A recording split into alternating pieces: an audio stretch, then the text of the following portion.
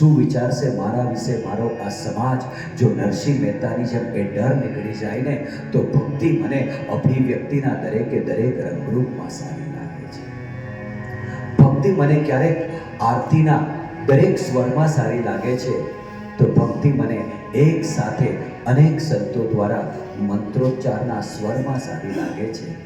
ભક્તિ મને ક્યારેક મંદિરના મધુર ઘંટડીઓના કંટારોમાં સારી લાગે છે, પરંતુ સૌથી વધુ મને જીવનની સમય સાંજે વૃદ્ધત્વને પામેલા મા બાપ સાથે વાતચીત કરતા શ્રવણ જેના સંવાદમાં મને ભક્તિ ખરેખર સારી લાગે છે. ભક્તિ મને ક્યારેક શ્રી કૃષ્ણના માર્ગદર્શન પ્રમાણે કર્મયુદ્ધ લડવામાં સારી લાગે છે, તો ભક્તિ મને ક્યારેક ભગવાન મહાવીરના સિદ્ધાંત પ્રમાણે સૌને માફ કરી દેવાના સિદ્ધાંતમાં સારી લાગે છે.